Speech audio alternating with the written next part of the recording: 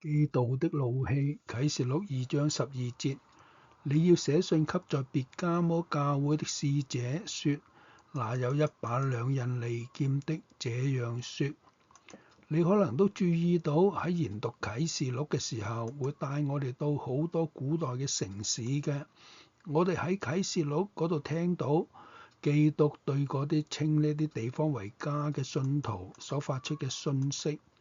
其中之一就係別迦摩嘅首都啦。嗰度係財富、潮流、學術同埋藝術之家，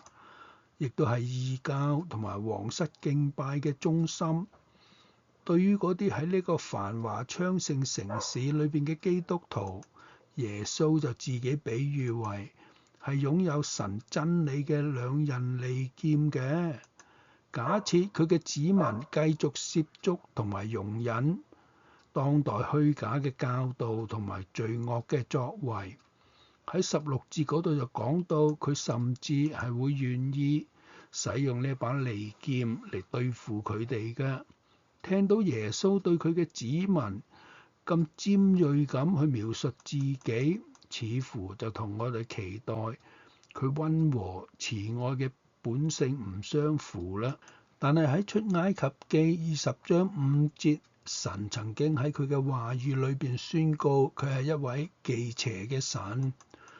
佢係唔會容納對手並存。因此每當我哋受到文化嘅想法誤導，做出違反神喺我哋身上立約權柄嘅生活選擇，我哋嘅屬靈嘅義心就會冒犯佢啦。佢因為我哋嘅心俾其他嘅愛人所吸引而受傷，所以佢嘅怒氣係公義嘅，甚至係應該得到贊同嘅。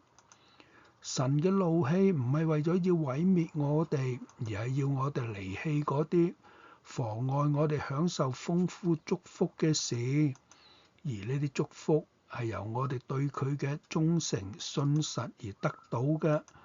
我哋應該感謝我哋嘅神，佢係幾咁愛我哋，以致用咁強烈嘅手段想得到我哋嘅愛，重建我哋同佢之間正確嘅關係，用佢嘅真理重新調整我哋，等我哋靈命恢復健康。與其俾潔淨磨練嘅過程令到我哋失去盼望或者感到困惑，我哋應該喺佢熾熱窒忌嘅愛之中去尋找到保障同埋安全感。你有經歷到嗰個真理嘅利劍切入你對神唔專一嘅心啊？